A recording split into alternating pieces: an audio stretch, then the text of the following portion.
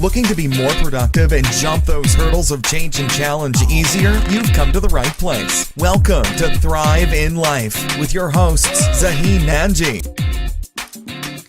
Welcome to episode number 45. I'm your host, Zaheen Nanji.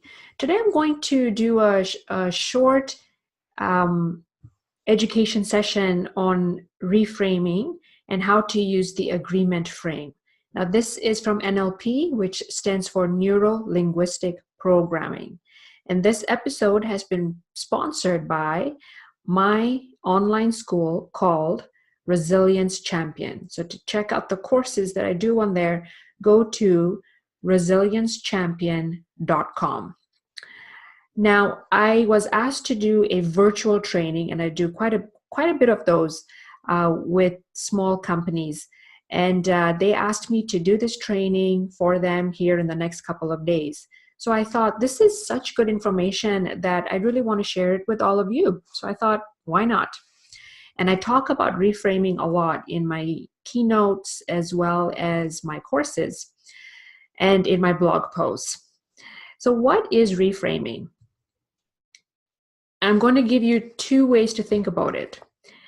You know, all of our thoughts and actions are undertaken within a frame of reference, of which we may or may not be conscious. So what does that mean? We do things or we say things consistently when we're faced with that situation, and we don't realize that we're doing this, or we have behaviors that we do consistently, and we don't realize that we're doing that. And then we wonder why we keep doing the same thing over and over again, or why it's not working. So that is very unconscious. Whereas if you take that same situation and you go to someone else, they will react differently to it. So that is their frame of reference. So everyone has their own frame of reference. Another way to look at it is by understanding that individuals who are successful and resilient, they look at the usefulness in every situation. So even if they're faced with a challenging situation or something did not work out, they will instantly reframe their thinking by asking, what was useful about the situation? All right, so that's what it means. So what? So you're saying, okay, that's great. So now what? Well, sometimes when we look at certain things in just one frame of mind, it locks us into restrictive thinking and it limits our choices. That's why you want to reframe and look at it from another lens so that you can change the meaning of the context. And using reframes will assist you to get a different viewpoint of the way you're looking at things. So I usually share my story in my keynotes about how my hair started falling off after chemotherapy. And I had a speech to do in 2 hours and I was in chaos. I thought, what am I going to do here?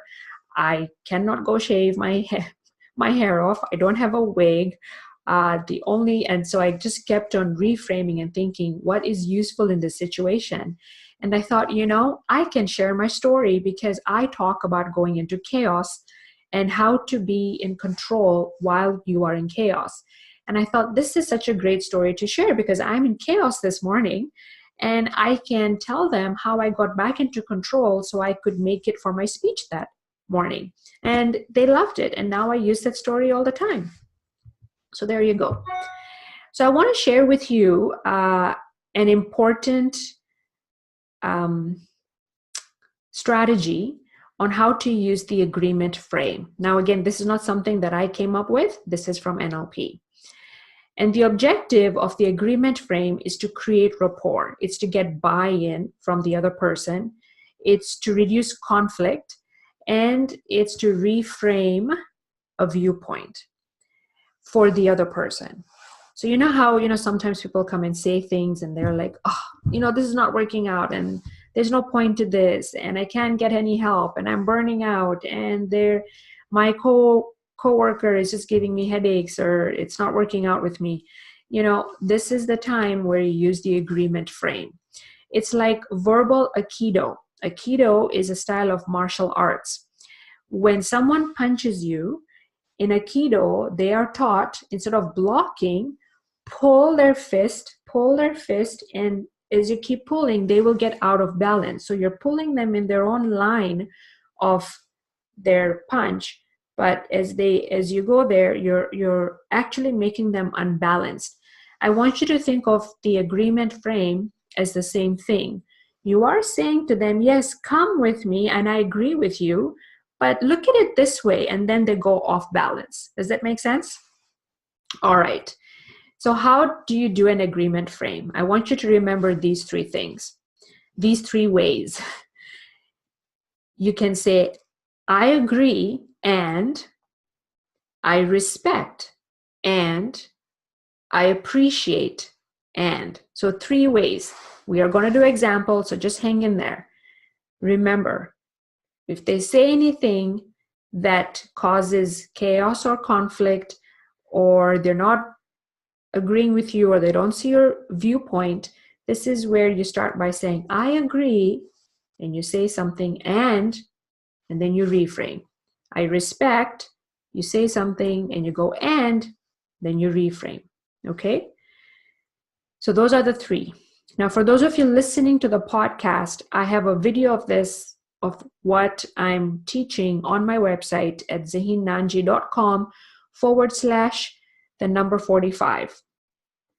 Okay, so make sure that you go there and you can see the slides.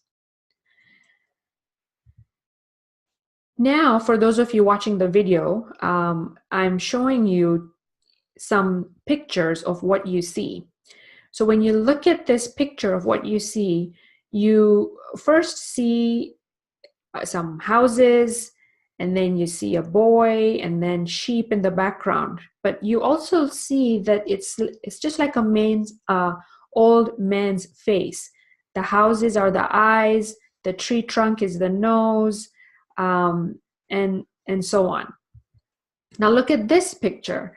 You know, again, when you look at the picture, you see an old man with long hair and a long beard. But when you look at it closely, you will see that the long beard and the nose is actually a man on a horse. And he's looking down on a woman who is sleeping. And the hair on the man is actually waterfall, okay? Or a river. So you see how when we look at something, you may look at it differently while someone else will look at it differently. So that's why I actually wanted to show you these pictures. Now you must be wondering, why should I agree with them? I mean, if they're wrong, they're wrong. Well, we might know that someone is wrong, and if we tell them that they're wrong and we're right, they may not listen to us after. You want them to listen and to get their buy-in so that you can get them to understand a different perspective. And plus, they'll resent the fact that we're correcting them all the time. So why correct? Just, remember, pull that fist and reframe and say, I know where you're coming from, but let me show it to you this way. Okay? So let's do some examples. So, I also want to share with you how you want to avoid the following. Most of us will say, I understand what you're saying. Well, everyone understands from a different perspective. And one can argue, well, you don't understand because you have never gone through that. So when we say, I understand, it doesn't work. Instead, I want you to say, I agree, or I respect, or I appreciate. When you use that, remember, after those things, you want to use and. Avoid the word but, that's B-U-T. Avoid but or however. Because when you say but, it means that in the end, it means you don't agree. And you're saying to the other person, you're wrong and I'm right. So again, that doesn't help. Instead, like I mentioned before, use the word and after. I agree and I respect and I appreciate and.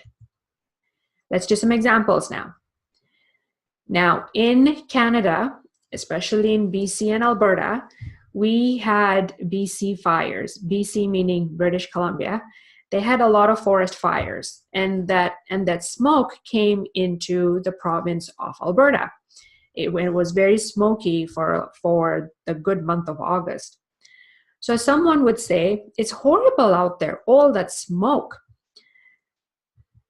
A non-agreement way to say that is, I understand what you're saying, but at least there are no fires. No, no, no, no, no. I want you to switch that and reframe that to saying, I agree. And aren't we grateful that we have no forest fires? Okay. So this is someone in Alberta saying, it's horrible out there, all that smoke. Now you come up and say, it's not that you understand, because you're not in BC. You don't know what they're going through with all the fires there. All you have to say, I agree. And aren't we grateful that we have no forest fires? So you see how you reframed it and saying, you're right, but. So it makes them go, yeah, I am very grateful. Another example, I can't see the point in this. A non-agreement way, if you want to get into conflict, you would say, I've shown you and explained to you why it's important. Why can't you see or understand that? That takes the other person into a defensive mode. Okay. Instead, if you want to get their buy-in, you want to do it in a proper way. And you want to say, I appreciate what you're saying, and let me try to figure out how I can better demonstrate the value to you in a way that you see what I'm saying. Now, isn't that better when you say it that way? You've got their interest piqued. You're telling them, I feel you. This can be a little complicated, but let me figure out how I can help you out some more. They are your friends instantly. They will want to see what you have to say.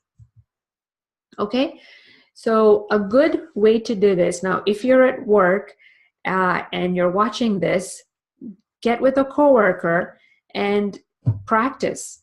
So this is what I'm doing with the medical clinic that I'm training.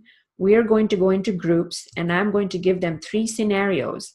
The first scenario is where a client walks in or a customer walks in and says and talks about a service, and they'll say, it's too expensive.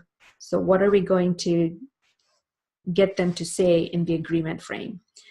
Another group will be asked to work on what management says. So, management comes and says to staff, we should focus more on clients we have. How can we use the agreement frame? Another group will work on a coworker coming and saying, we've got so much work to do. We're going to have to work late today. How are we going to change that into an agreement frame? So group 1, I will get them to do this, but with you, as you're watching and listening, I'm going to share with you the answers. Now there's different ways to answer, but this is what I came up with.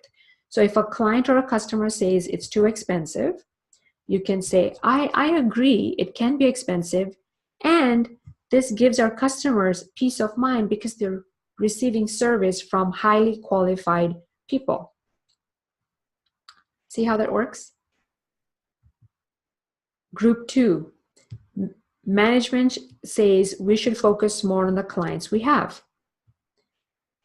You can answer by saying, I respect that we need to focus on our clients we have, and we should also be able to focus on new ones in case our regular clients don't need our services anymore. See how you are respecting what the management is saying, you're agreeing with them, but you're reframing it, that we see what you're saying, but we also have to work on getting new clients. Group 3, coworker. If your coworker says to you, we've got so much work to do, we're going to have to work late, instead of arguing with your coworker, use the agreement frame by saying, I appreciate that we have a lot to do. And I think if we go home now and recharge, we'll be able to finish the work faster tomorrow. Okay? So there you have it. You have learned the way to reframe, and you've learned specifically how to use the agreement frame to get buy-in, to reduce conflict, and to be able to work through any kind of challenges. Okay, so let me know how you found that in the comment section. And until next time, episode 46. If you like, by the way, if you like the way I teach these little strategies, let me know so I can do more of that. Because I'd like to move away from interviewing others to teaching you little things like that. Okay, bye now. And remember, go to zaheennanji.com. Bye. Thanks so much for listening to Thrive in Life with your hosts, Zaheen Nanji. For more great content and to stay up to date, visit ZaheenNanji.com. That's ZaheenNanji.com. We'll catch you on the next episode of Thrive in Life.